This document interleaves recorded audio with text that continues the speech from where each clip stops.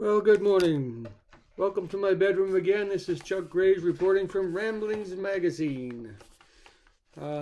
This is the first article in the September magazine that I wrote, and it's called The Great Me. And there's a reason for that. So let me read it and see how you like it. Okay.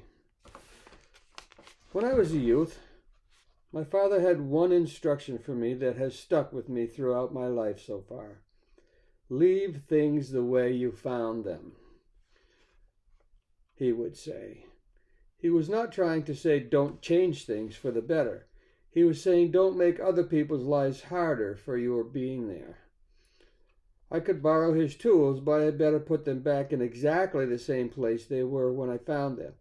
That way my dad could find them when he needed them. That doesn't mean that if I found the wrench by the vise that I would put it back in the toolbox. It means I would put it back by the vise. That is where it was. That is where he was using it. That is where he wanted it. My parents grew up in Vermont. When I was a year old, they moved to Massachusetts because that is where the work was. I grew up north of Boston along the North Shore. My parents had very strong family ties, and so my family often visited aunts and uncles in Vermont. One of the uncles had a deer camp. Every year my dad would take 2 weeks off from work and spend them at deer camp with family and friends. Our family was close enough that the camp was never closed to anyone, even though it was largely unused during the summer months. Once I wanted to take some friends from Massachusetts to spend a weekend in Vermont. Not wanting to impose a group of friends at any of my relatives' homes, I asked my dad if he thought it'd be all right if we used the camp as a base for while we visited. He told me 2 things. Call your uncle and get permission, and number 2, leave the camp the way you found it. If the beds were made and the dishes were done and the woodpile was full, make sure they are that way when you leave. If they weren't, leave them that way anyways. This was a case where it was right to leave things better than I found them. It's a good old-time philosophy that seems to be lost in today's world. It has its basis in one virtue that seems all but gone in society today: humility. The understanding that there is someone else in the world besides ourselves. People today have this need to teach their children that they're as good as anyone else. Well, our parents taught us that too, but they taught us something else that goes with that. It seems to have gotten lost over the years. We were also taught we were no better than anyone else either. People seem to have forgotten the second part of that corollary. While we are all ready to stand up for our individual rights, we don't seem to display by our actions any understanding that the next person has rights too. I call people who display actions obviously lacking in humility the great me. The great me wants to park his or her car. The fact that someone else might come along who wants to park their car too never enters their mind. It has no relevance for them. Either they don't care or they just are totally oblivious to the fact that there are other people in the world. So they park over the line, taking up 2 spaces. Or they park so that anyone else who comes along either has to go around them or can't even get by. Their arrogance is amazing to me. The great me wants to be waited on at the customer service desk. The fact that there are other people who have been patiently waiting their turn before I got here, is not relevant. I am here, I am ready, I am in a hurry. The great me wants service now. The great me drives in the passing lane of the highway and flashes his headlights at anyone who has the gall not to get out of the way before he gets there. The great me wants to go faster. The rest of this traffic is such a nuisance. Can't they see the great me coming? Don't they know the great me is in a hurry? Actually, no. Nor do they care that you're in a hurry. And if they are going the speed limit, they have no legal, moral, or ethical requirement to get out of your way. But the great me is so wrapped up in him or herself that they never consider the possibility that other people are not aware of their needs. Other people have lives too that do not even remotely revolve around the great me. While the great me may subconsciously know this, they don't care, for they are, after all, the great me. The great me is everywhere in our society.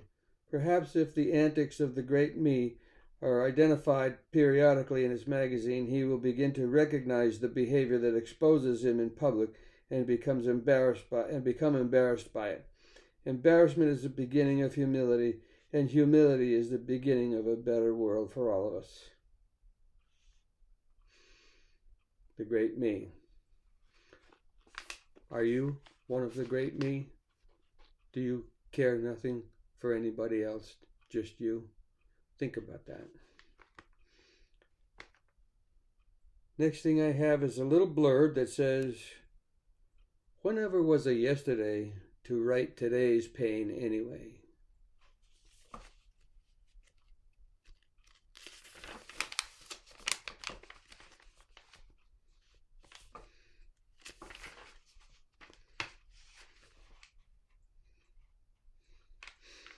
I guess I got time to read another one. This one is by me, also called, "Why Not Toast?" Sometimes I wonder about things. Sometimes I wonder about serious things. This morning was not one of those times. I was in the shower applying apricot shampoo to my head. Well, I thought it was apricot, but I just checked it and it's actually citrus and ginseng. And it struck me that pretty much all of hair products seem to generate aromas of either fruit or plants. My wife's shampoo has natural botanical extracts and is a spa formula. Like using it is going to make all of us out-of-shape folks feel like we just had a workout. Her conditioner is kiwi and lime. It is a herbal conditioner with rosemary and lemongrass extracts. Ooh. I can remember having shampoos with aroma of strawberry, aroma of watermelon, aroma of roses, and aroma of lilacs. Not sure why shampoo companies seem to want our heads to smell like that. Want our heads to smell like that of Carmen Miranda, but they do.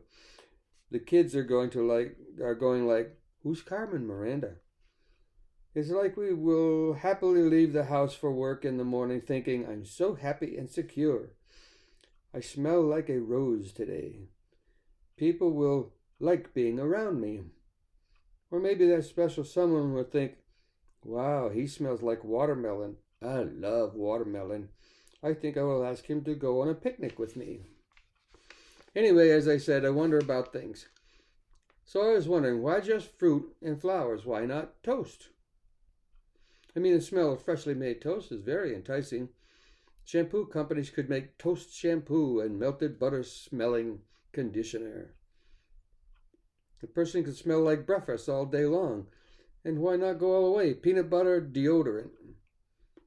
Girls would be subsequently thinking, boy, would I like to have breakfast with that guy? Or, how about coffee shampoo? Person could smell like a double latte. How attractive. It would keep them and their coworkers awake all day, happily productive and alert. Employers would love it. Another popular and pleasing smell is popcorn. People love the aroma of freshly made popcorn. They are drawn to it. Even if they don't really want any, the aroma seems to compel them to eat some. You could even use your melted butter conditioner with it. I can see it now. Girl with buttered popcorn smelling hair. "Joey, what would you like to do tonight?" Joey, "Well, I just got the urge to go see a movie." Heck, it could become a language all its own. Only that, guy that just used hot dog shampoo and beer conditioner. "Hey, sweetie, guess what I was thinking we could do today?" "Sweetie, I have a feeling we're going to a baseball game." Come on, turn page. Or a guy gets all dressed up for a surprise destination date. He picks his girl up at her door. She has just used grease paint shampoo and champagne conditioner. Guy, opera? Girlfriend, let's go. I mean, I have nothing against fruit or flower hair products, but what about something for guys? Something that makes them feel like guys. How about WD-40 shampoo with essences of 10W30? Or maybe sawdust shampoo with essences of hardwood resin. I realize we are back to plants with that one, but at least it's more guyish. Oh my gosh, I just realized that the previous may sound a little stereotypical of what is guyish and what is girlish. But that has to do with the personal identity issues and is more properly discussed in its own article. Certainly not in an article about shampoo. Anyway, I was just saying that the fruit and flower thing has seen just about every bit of flora on the planet and maybe could use the rest. If the shampoo makers want to have people's hair smell enticing, fruit and flower aromas only seem to me to be lacking imagination anymore. Let's get with it, shampoo makers. There are lots of smells out there that are nice. Let's get out there and do some research. Let's get innovative. What do crayons smell like? How do people feel about the smell of crayons? Well, that's it for today. I'll see you tomorrow. Got another Remembering Terry tomorrow. Haven't even read it myself yet, so I'll have to check that out. Again, this is Chuck Graves. Thank you for coming back to my YouTube page. And please subscribe and like it if you want to, and make comments. I could sure use comments. And so thanks again. See you tomorrow. Hope you enjoyed it.